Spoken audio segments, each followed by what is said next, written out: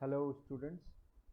आज मैं आप लोग के सामने area of parallelograms and triangles के बारे में लेके आया हूँ कंसेप्ट कि आइडियली ये चीज़ है क्या और इसको क्लास 9th में जो इम्प्लीमेंट किया गया तो क्या इसका ऑब्जेक्टिव है।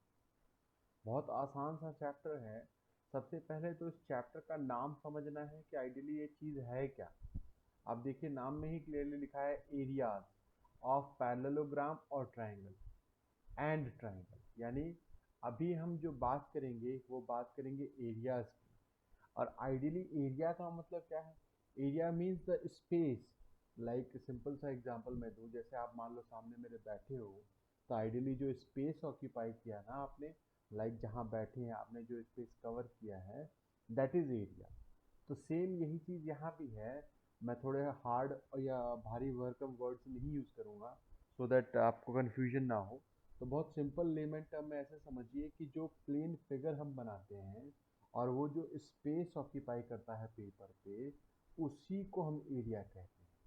और आइडियली हम करेंगे क्या, पैरेललोग्राम और ट्राइंगल को आपस में रिलेट करेंगे by the concept of area. अब कैसे रिलेट करेंगे, क्या करेंगे, वो चीज़ मैं बताता हूँ। अब जैसे देखिए मैंने यहाँ पे एनसीईआरटी की बुक खोल के रखी हुई है सो दैट कि आप लोग को ये चीज़ अच्छे से कनेक्ट कर सकूँ। अब आप देखिए ध्यान से, यहाँ पे जो एक इम्पॉर्टेंट इंफॉर्मेशन दे रखा है, प्लानर रीजन। प्लानर रीजन मतलब आइडियली क्या है? आइडियली अगर कहा जाए तो प्लेनर रीजन का मतलब ये प्लेन। और अगर आप ये मेरी स्क्रीन देख पा रहे हैं तो यहाँ पे अगर आप ध्यान से देखिए तो सिंपल मायने में कहा जाए तो ये पूरा का पूरा एक प्लेन हो गया। अब यहाँ पे मेरा जो है, ये दो फिगर को मैंने इक्वली बना लिया, इवन बुक में आपके बना हुआ है। अब अगर आप ध्यान से देखें तो हम बोलेंगे कि ये दोनों फिगर जो है कॉन्ग्रुएंट है। क्यों कॉन्ग्रुएंट है? अगर ये कॉन्ग्रुएंट तब होंगे, सबसे पहले तो कॉन्ग्रुएंट का मतलब समझते हैं। कॉन्ग्रुएंट का मतलब बिल्कुल सेम, मतलब सारी चीजें सेम हो जाए। If they have same shape and same size, अगर ये दोनों चीजें सेम है इसका मतलब वो फिगर कॉन्ग्रुएंट है। अब जैसे यहाँ पे देखिए आप फिगर बनाया है, यहाँ भी पर्टिकुलरली इसको हम पैरेललोग्राम वर्ड यूज नहीं कर सकते। अगर आपको यूज करना है वर्ड तो आप क्वाड्रिलेटरल कह सकते हो कि ये क्वाड्रिलेटरल है। अब क्वाड्रिलेटरल है, अगर आप ध्यान से देखिए तो पूरा पूरा ये फिगर सेम है। लाइक अगर मैं इस साइड को कंपेयर करूँ तो ये साइड इसके इक्वल है, अगेन ये वाला साइड इसके इक्वल है, और ये वाला पार्ट इसके इक्वल है, एट द सेम टाइम ये वाला पार्ट भी इसके इक्वल है। तो हम कहेंगे ये दोनों क्वाड्रिलेटरल आपस में कॉन्ग्रुएंट है, यानी सेम है। तो अभी हम पूरी बात एरियाज की करेंगे। और अगर मैं एरिया के सेंस में भी बात करूं तो ये वाला जो क्वाड्रिलेटरल है इसका एरिया और इसका एरिया आपस में सेम होगा। ठीक है, यहाँ तक क्लियर हो गया? चलिए ठीक है, इसके आगे बताता हूँ मैं आपको। अब दूसरी इंपॉर्टेंट बात है, अब यहाँ पे एरिया की ही बात जैसे मैं कर रहा था, अब आपको पता है कि एरिया ऑफ रेक्टेंगल का फॉर्मूला क्या होता है? Obviously length into breadth. अगर आप सिंपल मल्टीप्लाई कर ले, 9 4 जा क्या हो जाएगा, 36 सेंटीमीटर स्क्वायर। ठीक है, और यहाँ पे एरिया ऑफ स्क्वायर का फॉर्मूला क्या होता है? Side into side, that is 6 का स्क्वायर कह सकते हैं सीधा, यानी 36। अब अगर आप ध्यान से देखिए तो इनको हम आपस में कॉन्ग्रुएंट बोल सकते हैं? नहीं बोल सकते। कॉन्ग्रुएंट इसलिए नहीं बोल सकते कि आपस में जो साइड्स हैं वो इक्वल नहीं है। एरिया इक्वल होने का मतलब साइड इक्वल हो, इट्स नॉट इम्पॉर्टेंट। और अगर मतलब फिगर कॉन्ग्रुएंट है तो एरिया 100% इक्वल होगा, जो कि यहाँ पे देखिए इन्होंने लिख रखा है कि अगर दो चीज आपस में कॉन्ग्रुएंट है तो उसका एरिया 100% इक्वल होगा। बट अगर एरिया इक्वल है तो कॉन्ग्रुएंट होना इज नॉट इम्पॉर्टेंट, मतलब not possible, it's not necessary. Like ये एग्जांपल अगर आपने देखा, ये चीज यहाँ पे कंक्लूड किया गया। ठीक है, अच्छा इसी को लेके इन्होंने डिफरेंट डिफरेंट एग्जांपल दिया है और कनेक्ट किया है, बताया है। मेन एरियाज की बात जो मैंने बताई वो क्लियर हो गया। अब यही चीज यहाँ देखिए एज अ कंक्लूजन यहाँ इन्होंने बताया भी है कि अगर आप ध्यान से देखिए फिगर ए और बी जो हमने पीछे कोऑर्डिनेटर का डिस्कस किया था, वो कॉन्ग्रुएंट भी है और एरिया भी इक्वल होगा। लेकिन दूसरे वाले फिगर की अगर हम बात करें तो आइडियली एरिया इक्वल है बट वो कॉन्ग्रुएंट नहीं होगा।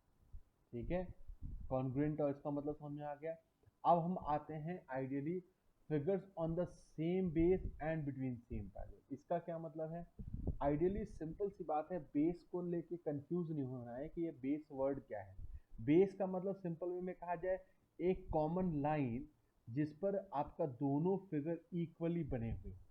जैसे अगर मैं इस फिगर की बात करूं, यहाँ देखिए मैंने हाईलाइट किया है डीसी को, यानी डीसी के ऊपर मेरा A B C D quadrilateral बना हुआ है, at the same time D E F C quadrilateral बना हुआ है, दोनों सेम बेस पे लाई कर रहा है, ठीक है।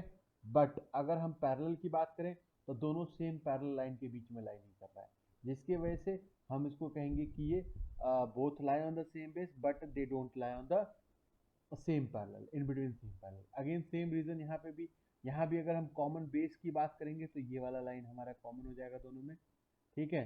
और पैरेलल की बात करें तो नहीं होगा, यहाँ पे भी नहीं होगा, यहाँ पे भी नहीं होगा। यही सारी रीजनिंग इसमें दी गई है।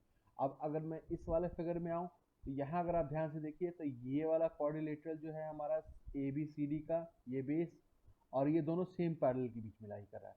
अब इससे फर्क नहीं पड़ता कि आपका जो दोनों क्वाड्रिलेटरल है दोनों डिफरेंट डिफरेंट उस पे हैं, बट इम्पॉर्टेंट बात यहाँ पे ये है कि ये जो लाइन है और ये लाइन है दोनों आपस में पैरेलल है और दोनों आपका जो फिगर है सेम पैरेलल मतलब बेस पे लाई कर रहा है, तो ये ओके है।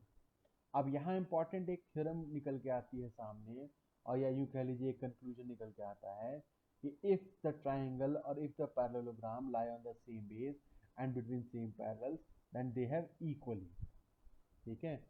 अगर दो ट्राइंगल हैं दोनों सेम बेस पे लाई कर रहे हैं तो उनका एरिया इक्वल होगा। अगर दो पैरेललोग्राम है दोनों सेम बेस और सेम पैरेलल के बीच में लाई कर रहे हैं तो उनका एरिया इक्वल होगा। ये बात याद रखनी है आपको, और यही कंक्लूजन यहाँ इन्होंने पूरा एक्सप्लेन किया है, और इस बात को याद रखना। और आइडियली इसी के ऊपर बेस्ड है आपका ये पहला वाला एक्सरसाइज। बहुत आसान सा एक्सरसाइज है, बट इसमें आपको ये सीखना आना चाहिए कंक्लूजन कि इम्पोर्टेंट बात क्या है कि दो पैरेलल के बीच में लाई करें और कॉमन बेस, ठीक है। अब इस क्वेश्चन में अगर आप ध्यान से देखिए तो क्लियरली कह रहा है which of the following figures lie on the same base and between same parallel, ठीक है। मतलब अभी आपको आइडेंटिफाई करना सीखना है कि सेम बेस पे है कि नहीं और सेम पैरेलल पे है कि नहीं। तो अगर मैं पहला फिगर नोटिस करूं तो ऑब्वियस सी बात है मेरा ये ट्राइंगल यानी ट्राइंगल पीडीसी की बात कर रहा हूं मैं, और ये आपका quadrilateral A B C D both lie on the same base and between same parallel. तो ये मैं हाईलाइट भी कर रहा हूँ ताकि आपको समझ में आए। बट अगर सेकेंड वाले पिक्चर को देखिए आप तो दोनों सेम बेस पे तो लाई कर रहे हैं जैसा कि मैंने ऊपर बताया, बट सेम पैरेलल्स में नहीं होंगे, यहाँ पे भी नहीं होगा, क्लियर है। सॉरी यहाँ पे होगा, यहाँ पे जरूरी नहीं है कि बेस आपका हमेशा हॉरिजॉन्टल लाइन हो। यहाँ अगर आप ध्यान से देखिए तो ये वाले पार्ट को भी हम बेस कंसीडर कर सकते हैं। अगेन ये वाला ट्राइंगल मेरा ऐसे लाई कर रहा है और ये पैरेललोग्राम भी ऐसे लाई कर रहा है, तो इसको हम कह सकते हैं ये भी ठीक है और ये भी ठीक है, fine. Eight the same time अब अगर इसकी बात करें तो यहाँ इस ट्राइंगल का बेस अलग हो गया, ये देखिए पी क्यू, और इस पैरेललोग्राम का बेस अलग हो गया बी सी, इसलिए ये भी नहीं होगा। अब यहाँ अगर इसकी बात करें तो इसमें कुछ दिमाग लगा सकते हैं कि नहीं लगा सकते, लगा सकते हैं अगर आप ए डी को कंसीडर करें बेस। अब इम्पॉर्टेंट बात ये भी है कि आपको देखना है कि कौन सा बेस आप कंसीडर कर रहे हो। तो अगर आप ध्यान से देखो तो बेस मैं कंसीडर कर रहा हूँ ए डी को, और अगर मैं बात करूँ तो ये वाला मेरा क्वाड्रिलेटरल हो गया A B C D and A B Q C, ठीक है। तो दोनों lie on the same base and between same parallel, hence we can say areas can be equal. But अभी एरिया इक्वल की बात नहीं करनी है, अभी केवल हमें ये आइडेंटिफाई करना है कि जो फिगर है वो लाई कर रहा है सेम बेस पे कि नहीं और बिटवीन सेम पैरेलल्स लाई कर रहा है कि नहीं। अभी यहाँ पे भी देखिए तो कोई भी ऐसा फिगर नहीं है जिसका कॉमन बेस हो, पैरेलल लाइंस हो सकती हैं। आई होप यहाँ तक आप लोग को समझ में आ गया।